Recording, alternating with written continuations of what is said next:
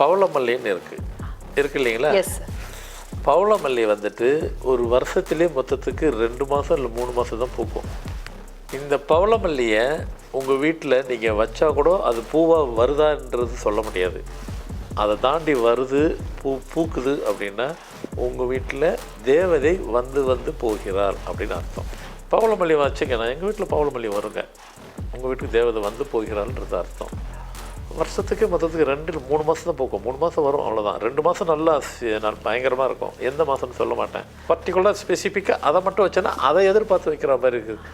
மனுஷன் கூட அதை ஏற்றுப்பார், கடவுள் ஏற்றுக்க மாட்டாங்க. அதனால் நம்ம அதை தொடர்ந்து வைங்க. அது பூக்குதுன்னு சொன்னாவே உங்கள் வீட்டுக்கு தேவதை வந்து போகிறதுன்னு அர்த்தம். நம்பர் வெறும் மனுஷனுக்கு இல்லை, பூக்கும் இருக்குது. நீங்கள் வேணால் பாருங்கள், எங்கன்னா வளர்ந்துருக்கான்னு பாருங்கள். 6 வரைக்கும் வரும். கொஞ்சம் அப்படியே பல்காக 6 வரும், கொத்தா வரும், 5 வரும், 8 கூட வரும், 7 வரவே வராது.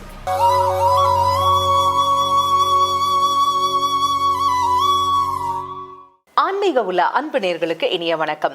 நம்ம எல்லாருக்குமே வீட்டில் அழகான பூச்செடிகள் வைக்கணும் அப்படிங்கிற ஒரு ஆசை இருக்கும் இல்லையா? அப்பார்ட்மெண்ட்ல இருந்தா கூட குட்டியூண்டு பால்கனியில் குட்டியூண்டு டப்ல ஒரு அழகான பூச்செடி வைப்போங்க. ஆனா எந்தெந்த பூச்செடிகள் வீட்டில் வைக்கலாம், எதையெல்லாம் வைக்கக்கூடாது, அதிலும் குறிப்பாக வைக்கப்படுகின்ற அந்த செடிகளை வீட்டில் எந்த பகுதியில் வச்சாக்க நம்முடைய வீட்டு சுபிக்ஷமாக இருக்கும், இது குறித்த நிறைய விளக்கங்களை நமக்காகவே எடுத்துரைப்பதற்காக நம்ம அரங்கிற்கு வருகை தந்திருக்காரு ஃபார்மேட் நியூமராலஜியின் தந்தை டாக்டர் மகாதன் சேகர் ராஜா அவர்கள். வாங்க நேயர்களே, சார் சந்திப்போம். வணக்கம் சார். வணக்கம்மா. சார், பூச்செடி அப்படின்னா யாருக்கு தான் சார் பிடிக்காது? எல்லாருக்குமே ரொம்ப பிடிக்கும் இல்லையா? குட்டி வீடா இருந்தா கூட எங்கேயாவது பால்கனி இல்ல ஜன்னல் கிட்ட எங்கேயாவது ஒரு குட்டி இதுலயாவது வைப்போம் இல்லைங்களா? எனக்கு ரொம்ப நாளா இந்த சந்தேகம் சார், எந்தெந்த செடிகளை வீட்டுல வைக்கலாம், எதை வைக்க கூடாது, அப்படி வைக்கலாம்னு சொல்ற செடியையும் வீட்டுல எந்த பகுதியில தான் வைக்கணும் அப்படின்னு ஏதாவது கண்டிஷன்ஸ் இருக்கா சார்? கண்டிப்பா இருக்குமா. பவளமல்லின்னு இருக்கு இல்லைங்களா? Yes sir. பவளமல்லி வந்துட்டு ஒரு வருஷத்துலேயே மொத்தத்துக்கு 2 மாதம் இல்லை 3 மாதம் தான் பூக்கும். 12 மாதமாக அந்த பவளமல்லியை பூவாக வராது வெளியே. இந்த பவளமல்லியை உங்கள் வீட்டில் நீங்கள் வச்சா கூட அது பூவாக வருதான்றது சொல்ல முடியாது. அதை தாண்டி வருது, பூக்குது அப்படின்னா உங்கள் வீட்டில் தேவதை வந்து போகிறாள் அப்படின்னு அர்த்தம். அவ்வளோ சீக்கிரம் எல்லார் வீட்லேயும் பவளமல்லி வளராது. செடியை வாங்கி வச்சுருப்பீங்க, நான் வச்சு ஒரு 5-6 வருஷம் ஆகுதுங்க, ஆனால் ஒரு நாள் கூட நான் எங்கள் வீட்டில் வந்ததில்லை நீங்கள். அப்போ இந்த தேவதை உங்கள் வீட்டுக்கு வர்றதுக்கு ஆயத்தம் ஆகலைன்னு அர்த்தம், வரலன்னு அர்த்தம். பவளமல்லி வச்சுங்க, நான் எங்கள் வீட்டில் பவளமல்லி வருங்க, உங்கள் வீட்டுக்கு தேவதை வந்து போகிறாள்ன்றது அர்த்தம். வருஷத்துக்கே மொத்தத்துக்கு 2-3 மாதம் தான் போக்கும். 3 மாதம் வரும், அவ்வளோதான். 2 மாதம் நல்லா பயங்கரமாக இருக்கும். எந்த மாதம்னு சொல்ல மாட்டேன். ஏன் தெரியுங்களா? கரெக்டாக அந்த மாதம் தான் நீங்கள் வாங்கி வைப்பீங்க, வரல அப்படிங்க. நீங்கள் தொடர்ந்து வைக்கணும். ஏன்னா ஒரு நல்ல பெரிய விஷயங்கள் நடக்க போகுதுனாக்கா தொடர் முயற்சியில் இருந்தால் தான் எதுவுமே நடக்கும். ஏன்னா நம்மளை அந்த அப்போ பர்டிகுலர் ஸ்பெசிஃபிக்காக அதை மட்டும் வச்சோன்னா அதை எதிர்பார்த்து வைக்கிற மாதிரி இருக்குது. மனுஷன் கூட அதை ஏற்றுப்பார், கடவுள் ஏற்றுக்க மாட்டாங்க. அதனால் நம்ம அதை தொடர்ந்து வைங்க. அது பூக்குதுன்னு சொன்னாவே உங்கள் வீட்டுக்கு தேவதை வந்து போகிறதுன்னு அர்த்தம். அடுத்து மல்லிகைப்பூன்னு இருக்கும், அதுலேயும் அடுக்கு மல்லின்னு ஒன்று இருக்கும் இல்லைங்களா? அடுக்குமல்லி, அது பார்த்திங்கன்னா அடுக்குமல்லி அப்படியே நீங்கள் அது வளரும் போதே தொட்டு பார்த்தாக்க கல் மாதிரி இருக்கும். எடுத்து பார்த்ததுக்கப்புறம்னா அப்படியே ஸ்ட்ராங்காக. வழக்கமாக மல்லிகைப்பூ எப்படி இருக்கும்? சாஃப்டாக இருக்கும். ஆனால் இந்த அடுக்குமல்லி மட்டும் உங்களுக்கு வந்துட்டு வளர்கிறதே ஒரு வாரத்துக்கு கம்மி ஆகாது. கூடுதல் ஆனாலும் ஆச்சரியம் இல்லை. மொட்டு விடும், அப்படியே வளர்ந்துக்கிட்டே இருக்கும். வளர்ந்து நல்லா டபுள் அடுக்கு 3 அடுக்காக இருக்கும். அதான் அடுக்குமல்லி. அதுவும் அவ்வளோ சீக்கிரம் எல்லார் வீட்டில் வளராது. அதுவும் வந்துட்டு வருஷத்தில் 12 மாதமும் வளராது. அது குறிப்பிட்ட காலம்தான். ஆனால் அந்த குறிப்பிட்ட காலம் அது மாதிரி 3 மாதம் இல்லை, ஒரு 6 மாதம் வரும், அவ்வளோதான். அதுக்கப்புறம் வளராது. அதுவும் வச்சா எல்லா வீட்டுக்கும் வருமானா? அதுவும் வராது. ஒருவேளை அடுக்குமல்லி உங்கள் வீட்டில் பூக்குது அப்படின்னா உங்கள் வீட்டில் பணம் சேரும். எப்படி சேரும்? லம்சமாக வரும் பணம். அடுக்கடுக்காக சேரும். கரெக்ட். அடுக்கடுக்காக சேரும், கட்டுக்கட்டாக பணம் வரும். எப்படி வரும்? பிஸ்னஸ் பண்ணுறீங்கள வரும். அடுத்து வேலையை செஞ்சாலும் அடுத்து உங்களுக்கு சூழ்நிலை கொண்டு போய் கொடுக்காது. அடுத்து ரோஜாப்பூ. ஒரு வீட்டில் ரோஜாப்பூ அவ்வளோ சீக்கிரம் சாமானியத்தில் உள்ளே வளராது. அதே மாதிரி ரோஜாப்பூ இருக்குது. இந்த ரோஜாப்பூ மொட்டு அப்படியே விடும், சிலது தனித்தனியாக இருக்கும், சிலது அப்படியே ஒரே இடத்துல அப்படியே பல்காக இருக்கும். அந்த பல்காக இருக்கிற இடத்துல 7 மொட்டு எதனா ஒன்று வருது அப்படின்னாக்கா மொட்டு வரும், அப்புறம் பூ பூக்கும் இல்லையா? மொட்டு தான் வரும், பூ பூக்கிற மாதிரி பூத்து அது உதிர்ந்துடும். ஏன்னா 7 அது சேராது, பூக்காது. நம்பர் வெறும் மனுஷனுக்கு இல்லை, பூக்கும் இருக்குது. நீ வேணால் பாருங்கள், எங்கன்னா வளர்ந்துருக்கான்னு பாருங்கள். 6 வரைக்கும் வரும். கொஞ்சம் கொஞ்சம் அப்படியே பல்காக 6 வரும், கொத்தா வரும், 5 வரும், 8 கூட வரும், 7 வரவே வராது பூவில் கூட. இதெல்லாம் உட்காந்து பார்ப்பீங்களான்னு கேட்டிங்கனாக்கா, ஆமாம், என் வேலையாக தான், பார்க்குற வேலை தான். நம்பர் எங்கெங்கெல்லாம் கனெக்ட் ஆகுது பார்க்குறது. அந்த ரோஸு வந்து அவ்வளோ சீக்கிரம் எல்லார் வீட்டுக்கு டக்குன்னு வராது. வச்சா மாதிரி இருக்கும், மொட்டு வந்த மாதிரி இருக்கும், வராது. அந்த ரோஜா பூ உங்கள் வீட்டில் நல்லா வளருது அப்படின்னாக்கா அந்த வீட்டில் மகிழ்ச்சி எப்போவுமே இருக்கும்.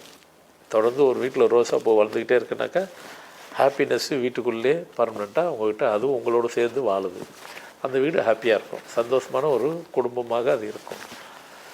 செம்பருத்தி அதுவும் அவ்வளோ சீக்கிரம் கனெக்ட் ஆகாது. செம்பருத்தி உங்கள் வீட்டில் வளருது அப்படின்னாக்கா அது உங்கள் வீட்டில் அனைவருமே ஆன்மீகத்தில் ஈடுபாடு கொண்டு உள்ள வீட்டில் தான் செம்பருத்தியே வளரும். ஒரு வீட்டில் செம்பருத்தி இருக்குனாக்கா அந்த வீட்டில் எத்தனை பேருக்கெல்லாம் அவ்வளோ பேரும். ஒரு வீட்டில் சில பேர் நான் கடவுளே இல்லை, என் ஒய்ஃபுக்கு கடவுள் இருக்குதுன்னு நம்புவாங்க, இல்லை, அங்கே செம்பருத்தியை வளராது. அதுதான் இது சப்ஜெக்ட். அதுதான் இந்த பூக்கள் கூட எல்லா விஷயங்களும் ஒரு கனெக்டிவிட்டி இருந்தால் தான் அதுவுக்கு வந்து அந்த உயிரோட்டம் அதுவும் காமிக்குது, இல்லைன்னா பண்ணாது. அடுத்தது சாதாரண மல்லிகைப்பூ. அந்த மல்லிகைப்பூ வளருது அப்படின்னு சொன்னாக்கா அதுவும் பணம் சேர்ந்துக்கிட்டே இருக்கும். ஆனால் இது இல்லை, நீங்கள் சில பேர் சொல்லுவீங்க, எங்கள் வீட்டில் அப்படியே கொடி கொடியாக மல்லிகைப்பூ இருக்குது, வீட்டில் பணமே இல்லைன்னுவீங்க. அங்கே பணம் வராது, டெபிட் தான் உள்ளே வரும். அதான், ஏன்னா அந்த மல்லிகைப்பூ கொடியாகவும் வரும். கொடியாக வளர்த்திங்கனாக்கா அதே மல்லிகைப்பூ வந்துட்டு உங்களை வந்துட்டு கடனில் தான் கொடுக்கும், பிரச்சனை தான் கொடுக்கும். அது அதை ட்ரிம் பண்ணிக்கிட்டு வெறும் ட்ரிம் பண்ணி விட்டுறணும். அப்படியே நீட்டாக எவ்வளோ ஹைட்டுக்கு வளர்றதை பார்க்கணும். அர்த்தோட செட் கொடி வளர்ந்தோன்னா டக்குன்னு கட் பண்ணி விட்டுருங்க, ட்ரிம் பண்ணி விட்டுருங்க. அதனால் மல்லிகைப்பூ பாருங்கள், இப்படி வளர்ந்தால் இப்படி, அப்படி வளர்ந்தால் உல்ட்டாவாக இருக்குது. ஸோ அதனால் அப்போ எல்லாத்துலேயுமே வந்து மனுஷன்கிட்ட எப்படி குணநலங்கள், அப்புறம் இப்போ செய்கிற ஆக்டிவிட்டீஸு, செய்கிற வழிமுறை, இப்படிலாம் எப்படிலாம் வருதோ அந்த பூக்கள்லையும் சரி மற்ற இதுகளுக்குள்ளேயும் அதெல்லாம் இருக்குது.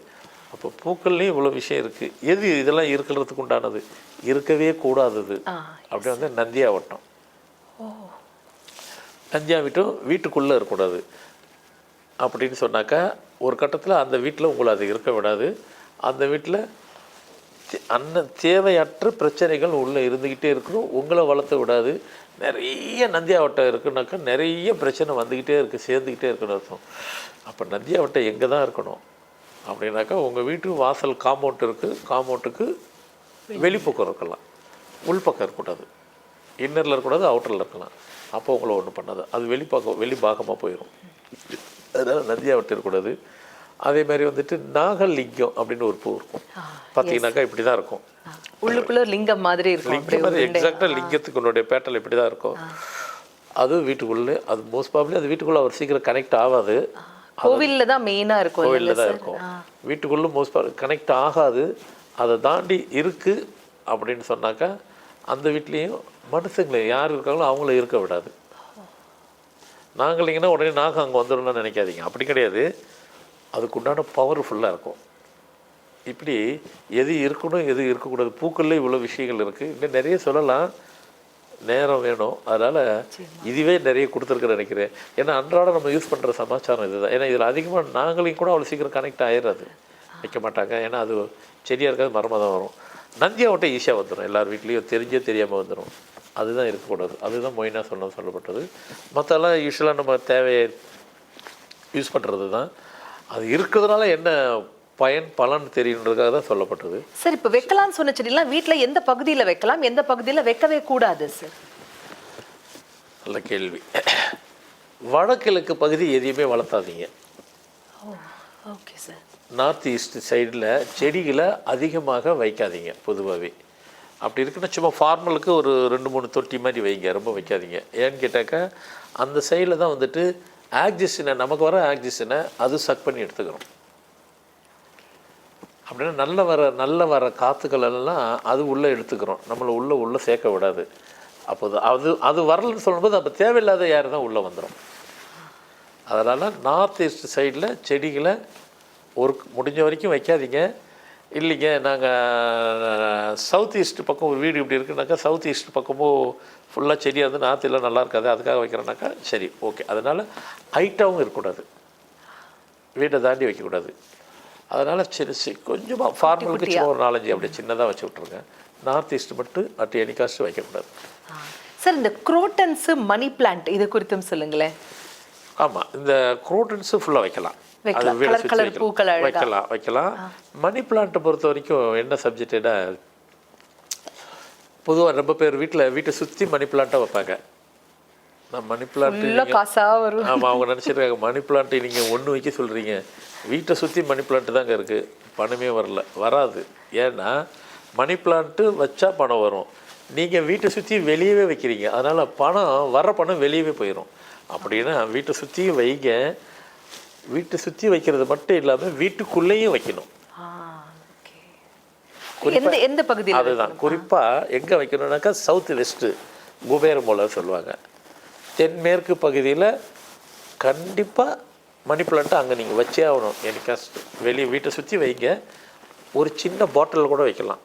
சின்ன பாட்டிலில் கூட சவுத் வெஸ்ட்டில் ஒரு ஓரமாக அதுக்குன்னு ஒரு சின்ன ஸ்பேஸ் கொடுத்துருங்க, அங்கே வச்சுருங்க. இப்போ மணி உள்ளே வந்துடும். அவுட்டர்லேயே தான் இருந்தது, நீங்கள் தான் வெளியே வச்சிங்க. உள்ளே ஒரே ஒரு பாட்டில் வச்சா கூட போதும். இப்போ உள்ளே வச்சு பாருங்கள், பணம் வீட்டுக்குள்ளே வலியை கொடுக்கறதுக்கு வலியை நீங்கள் கொடுத்துட்டீங்க, உள்ளே போயிடும். இப்போ பணம் ஃப்ளோட்டிங் இருக்கும். அருமை சார். இப்போ லேட்டஸ்ட் ஃபேஷன் வந்து ஒரே ஒரு லாஸ்ட் கேள்வி சார். நிறைய பேர் ஆலோவேரா அந்த கற்றாழை வைக்கிறாங்க இல்லைங்களா, அது வைக்கலாமா? கற்றாழை வீட்டுக்குள்ளே போகக்கூடாது. கற்றாழைன்றது உண்மையை சொல்ல போனாக்கா அது திருஷ்டியை கழிக்கக்கூடிய பவர்ஃபுல்லானது. அது கற்றாழை இன்னும் சொல்ல போனால் ஹெவியாக திருஷ்டி இருக்குதுன்னு சொன்னாக்கா ஒரு படிகாரம், ஒரு கற்றாழை, கருப்பு கயிறு மூணுத்தையும் சேர்த்துட்டு வாசலில் கட்டிடுங்க. எந்த மாதிரி காற்று கருப்பு தேவையில்லை, அதெல்லாம் வீட்டுக்குள்ளேயே உள்ளே அலோவ் பண்ணாது. கற்றாழை செடி வீட்டுக்குள்ளேயே வாசலில் வைங்க, மற்ற இடத்துலலாம் வைக்காதீங்க. வாசல் உங்கள் வீட்டு வாசல் இங்கே இருக்குனாக்கா இந்த பக்கம் ஒன்று, இந்த பக்கம் ஒன்று வைங்க. பர்மனெண்ட்டாக கூட இருக்கலாம். நல்ல விஷயம். அருமை சார். நிறைய விளக்கங்கள். அதாவது எப்பொருள் யார் யார் வாய் கேட்படும் அப்பொருள் மெய்ப்பொருள் காண்பதறிவு அப்படின்னு சொல்லுவாங்க. நாங்கள் எல்லாத்தையுமே சும்மா கண்மூடித்தனமாக நம்பாமல் எதை செய்யலாம் எதை செய்யக்கூடாது அதற்கு உரித்தான விளக்கத்தோட ப்ராக்டிக்கலான எக்ஸ்பிளனேஷன் கொடுத்தீங்க சார். கொடான கொடி அன்பு நெஞ்சங்கள் அனைவர் சார்பாகவும் மனமார்ந்த நன்றிகள். என்னங்க, எவ்வளவு தெளிவான சிம்பிளான ஆனால் பயங்கர எஃபெக்டிவ் விளக்கங்கள் நம்ம சார் நமக்காகவே கொடுத்தாரு இல்லையா? சரிங்க, ஆரம்பிச்சாச்சு. எக்ஸாம் ஃபீவர், எல்லா குட்டீஸ்க்கும் எக்ஸாம் வந்தாச்சு. பொதுவாக சொல்லுவாங்க, நல்லா படிக்கிற பிள்ளைங்க இந்தந்த தேதிகளில் பிறந்துருக்குவாங்க, இந்தந்த தேதியில் பிறந்தாக்கா அவங்களுடைய கல்வி கொஞ்சம் தடைப்படும் அப்படின்லாம் சொல்கிறாங்களே, இந்த டேட் ஆஃப் பர்த் மட்டும் தான் எடுத்து கணக்கு பண்ணணுமா, இல்லை அதையும் தாண்டி வேறு ஏதாவது ஒரு விஷயத்த ஃபார்மேட் நியூமராலஜியில் சொல்லப்பட்டிருக்கா? இது குறித்த நிறைய விளக்கங்களை அடுத்த எபிசோடில் சார் கேட்டு நம்ம எல்லாரும் தெரிஞ்சுக்கலாம், பயன்பெறுவோம். அதுவரை நன்றி, வணக்கம்.